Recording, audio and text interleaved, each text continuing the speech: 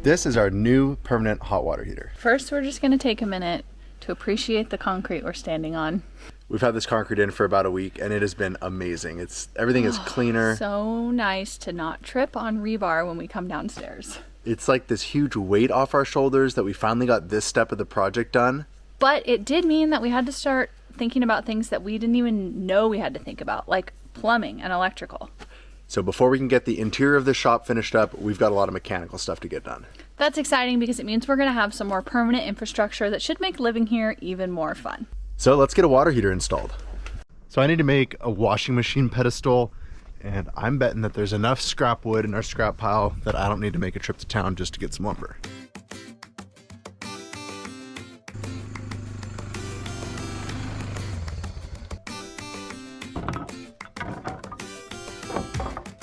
While Riley works on figuring out all of the plumbing, I'm gonna mop the floor and get things a little bit cleaned up in here.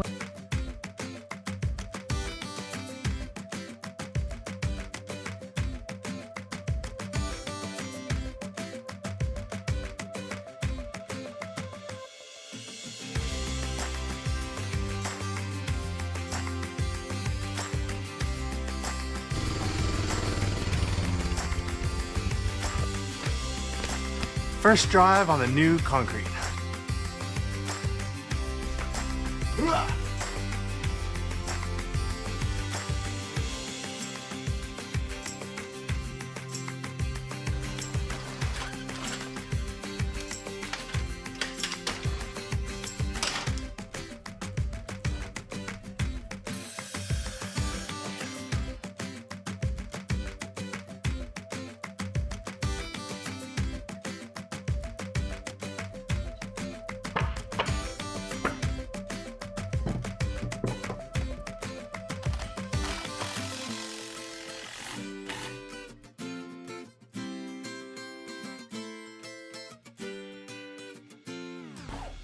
Definitely very overbuilt, but it was free. Someone had to buy you that lumber.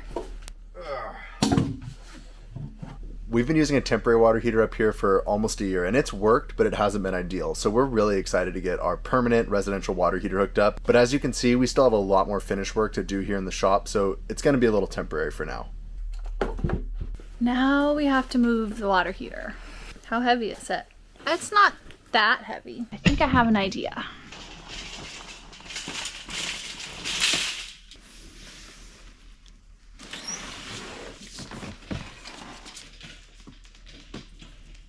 Man, this concrete.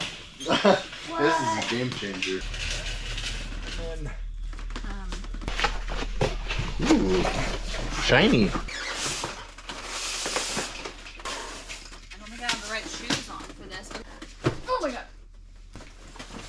There we go. Wow. I think that the water heater install day is pretty quickly turning into the plumbing parts reorganization day because I can't find any of my stuff. I have a project for you. That's dangerous. Oh my gosh, don't let it go.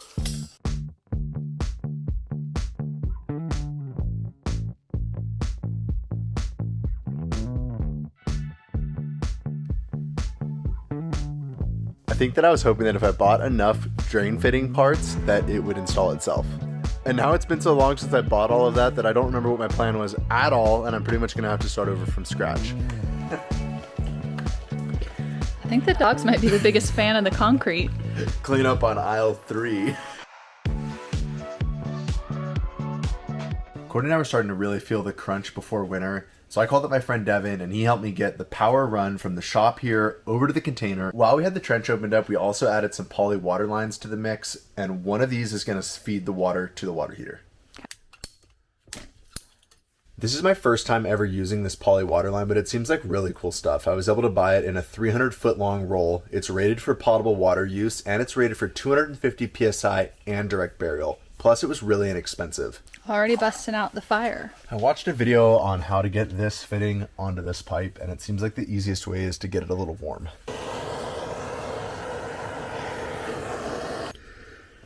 Oh. You're getting it. Nice. Oh yeah.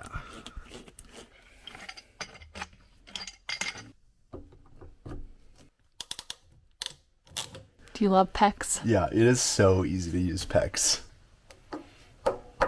I know this one's the hot because it's red. This is a heat pump water heater, which means it works like an air conditioner in reverse. It's able to capture the ambient heat out of the air and transfer it into the water using an electric heat pump.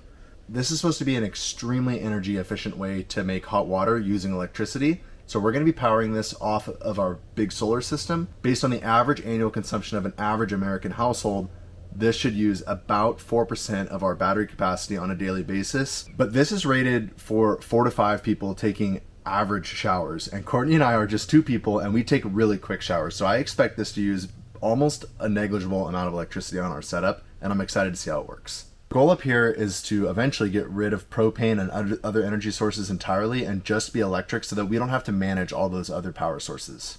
I think this is going to work. I think it's going to work really well for us, but there's only one way to find out. One of the really cool things about using an electric water heater over a propane water heater is that we don't have to vent the exhaust gases outside. However, because it's a heat pump water heater, it does have the byproduct of condensation, so we do need to run a pipe outside to allow that condensation to go outside.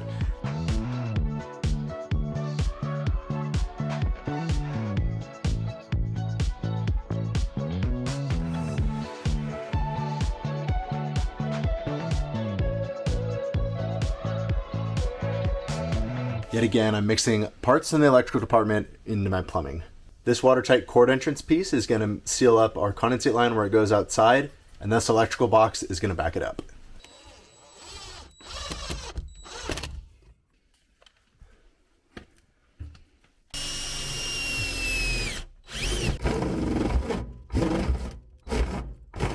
Yeah.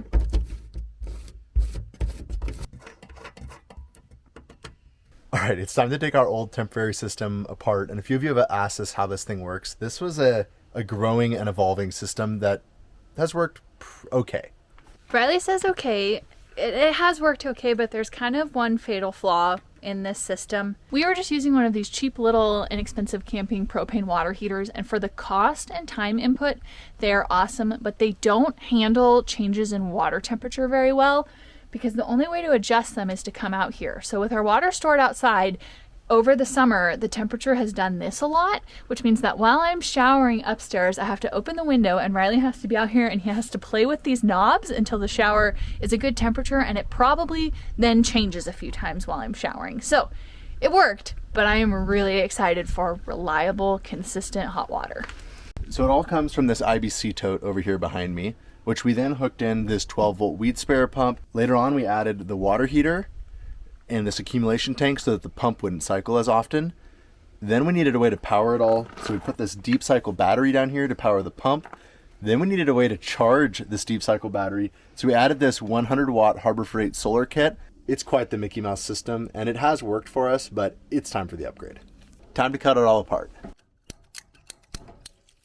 Another reason that these upgrades are happening right now is because we cannot store our water outside during winter, so we really need to get everything inside and winterized.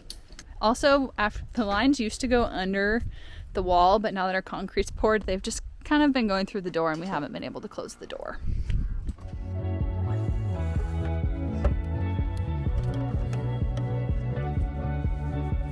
Bam! Nice. Waterproof connection.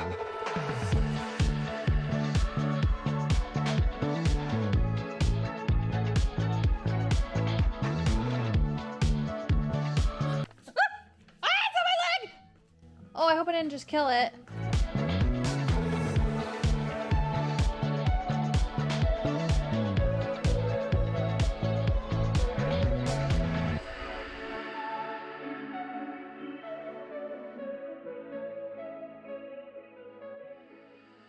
Our poor tracks, are they even gonna survive this winter?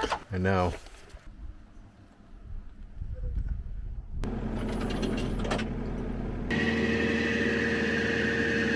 I think there's dust on the belt. Time for some cleaning.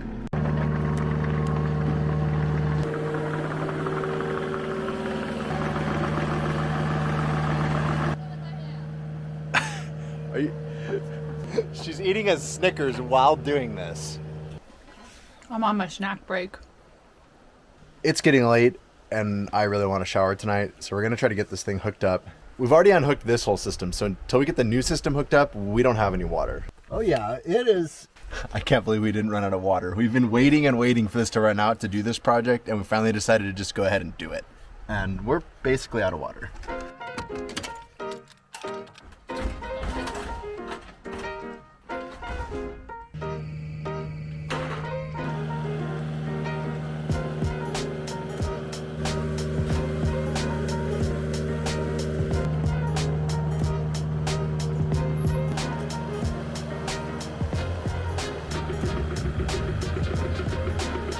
So we actually finished insulating this thing today because we decided we didn't want to move any more stuff into here until we finished up this insulation project.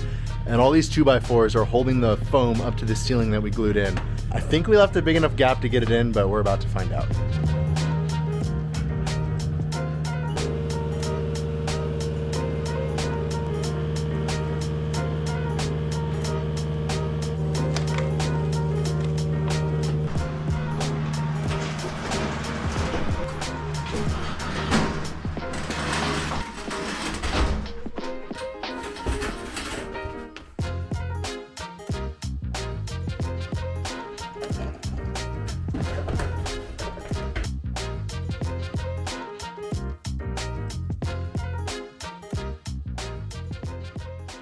We're not really using half of this anymore, but it's going to be the easiest way to get the water hooked back up tonight.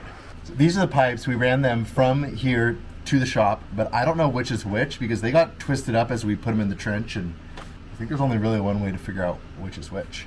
Play telephone. One of them's still open in the shop, so I'm gonna go down and we're gonna see if we can yell at each other through the not hooked up one. Basically, our trench runs along here, across, over to the side of the building, and then in. There are probably better ways to figure this out, but I think this is the fun way. Hello, is this the one? Hello, hello, hello. I can hear you. Can you hear me? Oh wait, I can hear you. Can you hear me now, Courtney? Yes, I can hear you. I had no idea this worked that well. What? I can't believe this works. Okay, guys, I'm gonna hold the mic up to it. Courtney, go ahead and talk. Now I won't accidentally hook up the wrong one and flood the shop.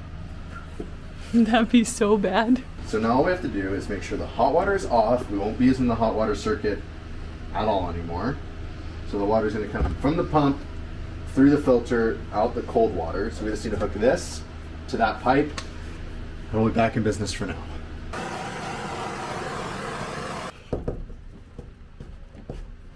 All right. This water solution was never supposed to be permanent, but it was an awesome temporary solution when we first got set up here. So we've gone ahead and we've made a diagram with all of the parts for this system. It's relatively inexpensive and goes together really quick. If you want to get that diagram, it is free, and the link is in the description below.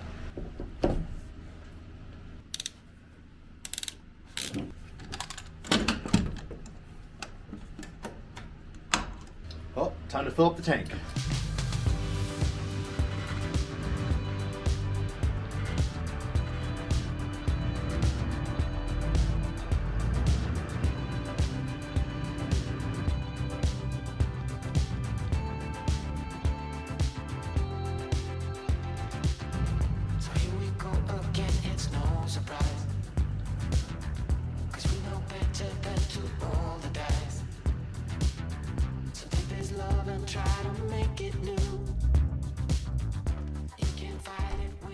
A question we get asked a lot is, are we hauling water? Do we collect water? Do we have a well? Do we plan to drill a well?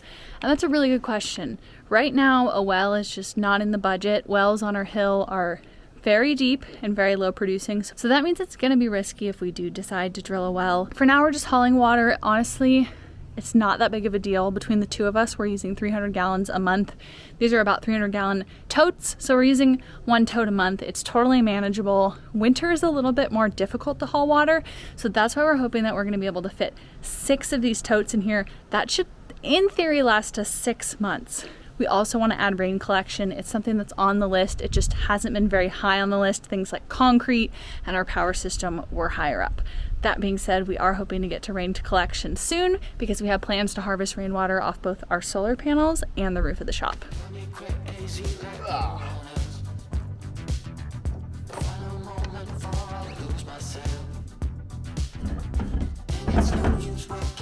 There it goes.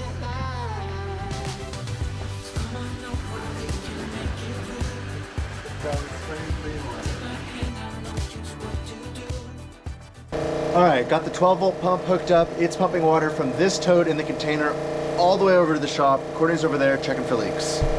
I'm at the water heater. Hopefully we hear water coming into the water heater soon.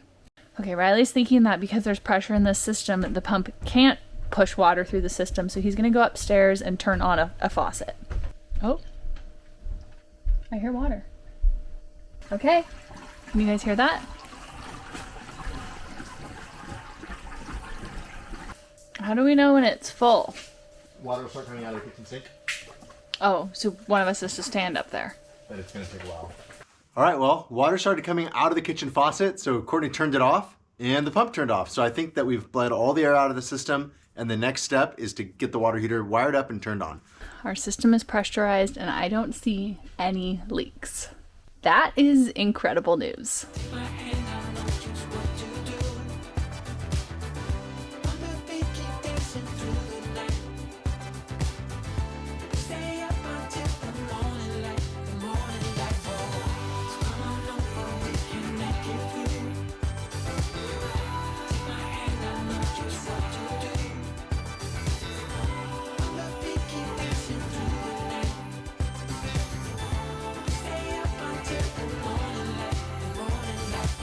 We have reached a snag in our showers. Of all things, I can't find wire nuts. I know I have this giant Ziploc bag full of them, and it's not where it's supposed to be. If that's what is gonna keep us from showering tonight, we're gonna be so bummed. Just a reminder, we are not a how-to channel. This is a we want to shower tonight video. You want me to just make it work? I can see Riley having ideas that are probably not good ones. Riley. I don't even know that I should show you what he's doing. Maybe we'll just tell you it's hooked up. Here we go. Here we go.